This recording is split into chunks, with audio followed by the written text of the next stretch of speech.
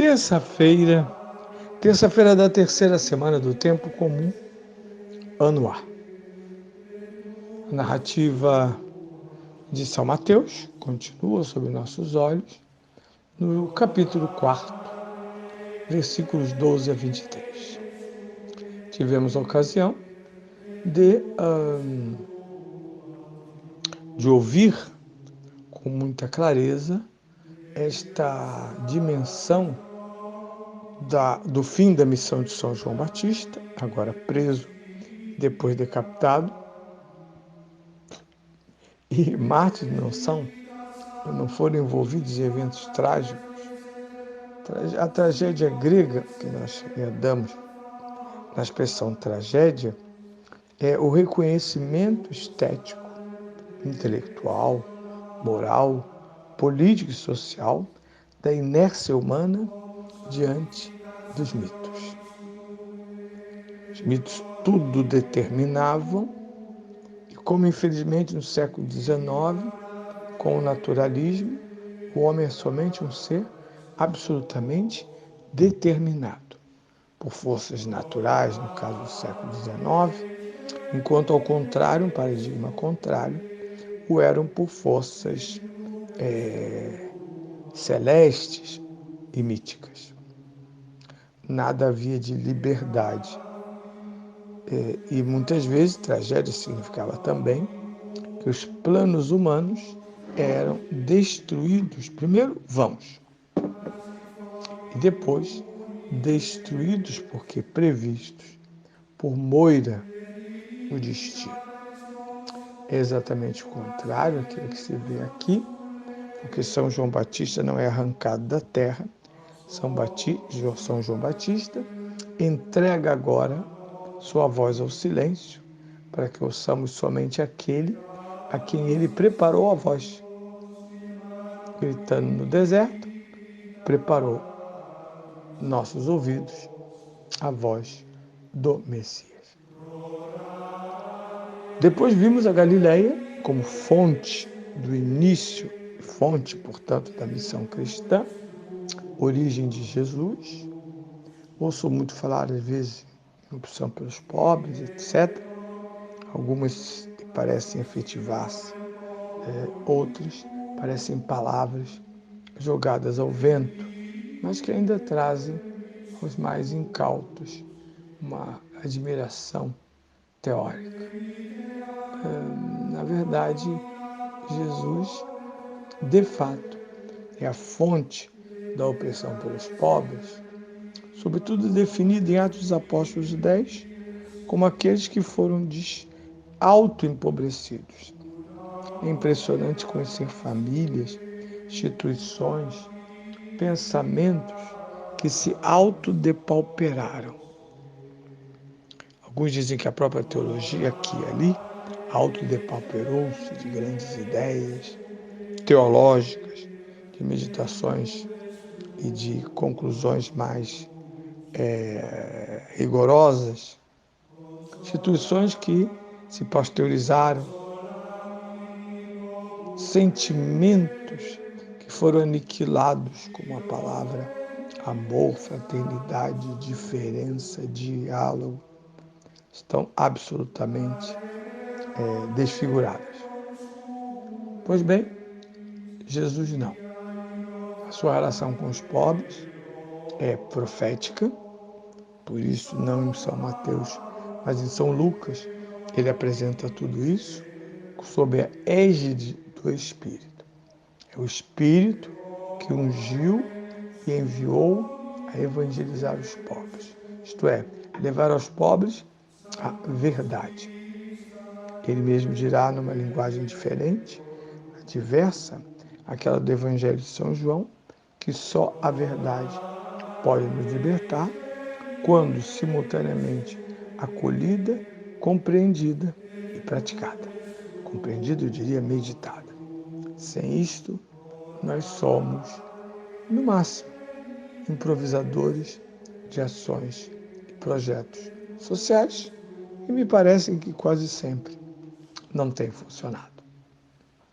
A terceira parte, Jesus finalmente enuncia. Agora, pela primeira vez nos evangelhos, anotem, ouve-se a voz de Jesus. Até agora não tínhamos ouvido. Tínhamos ouvido a voz do Pai. Tínhamos ouvido a voz do arcanjo.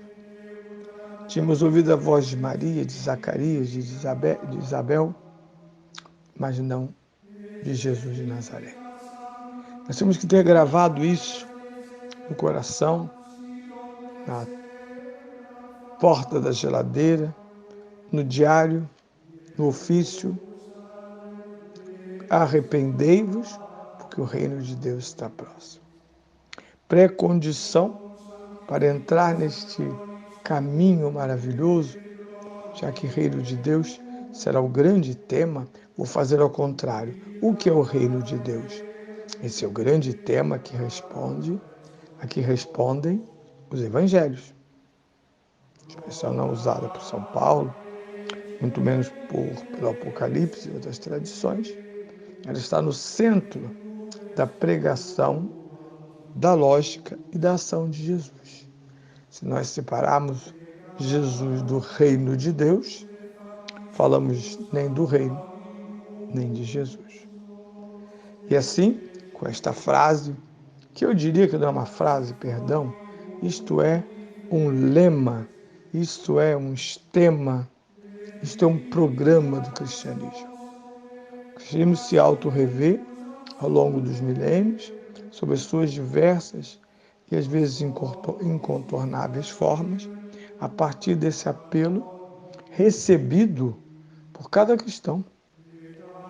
Penso aqui num documento salutar e primoroso de São Paulo VI, Evangelho Anunciante, o anúncio do Evangelho, que nos anos 70 marcou o primeiro decênio do concílio sob a batuta de São Paulo VI.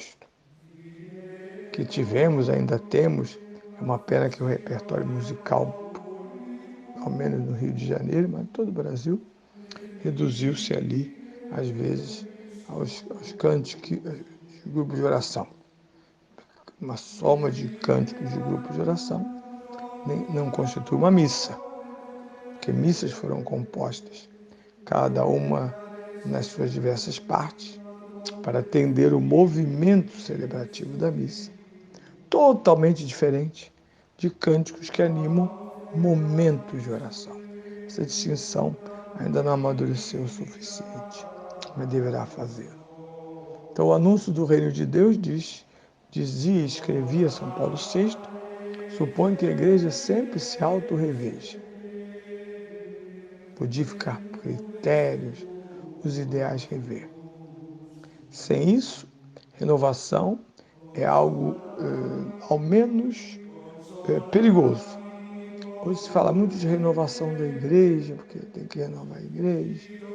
E a gente não percebe nem sempre que essa renovação da igreja não pode ser de fora para dentro, mudando ritos, danças, coisas, enfim, querendo, inclusive, às vezes, suplantar a tradição.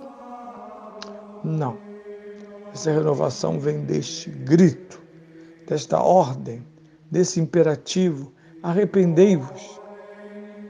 E, portanto, é inevitável que se fale cada vez mais a fundo, cada vez mais fundo, sobre o pecado. No centro da pregação da igreja está a redenção. Redenção sem pecado. Me parece somente uma ação de melhorias. E o Verbo não se fez carne para fazer melhorias no gênero humano. Nas mensagens de Ano Novo, falamos sempre de metade são ilusões, outros são desejos vagos, como, por exemplo, dizer o reino de Deus é um bom ano, sejamos esse ano mais felizes, haja mais paz, mais compreensão. Sim, desejos vagos, necessários como desejos, mas ineficientes diante da realidade. Arrependei-vos, que o reino de Deus está próximo. É o grande programa do cristianismo, o identifica E quando falamos de reformar o cristianismo, estamos falando de aprofundar com seriedade o arrependimento. Por isso, muitas vezes, quando vemos a história de diversos santos, o primeiro passo para a santidade não são os milagres. O primeiro passo para uma identidade de santidade é arrepender-se, conhecer, repudiar, renunciar ao pecado. Tarefa difícil, mas é a graça de Deus que a impetra, realiza, e um santo nasce porque ele é um grande arrependido de tudo que fez e confiante na misericórdia divina, ele deixa o Espírito Santo destruir o mal que permitiu, graças à consciência maculada do pecado. Bem, continuaremos nesse evangelho que tem a sua última parte, numa ação fundamental, que veremos nos caminhos ao longo do Mar da Galileia.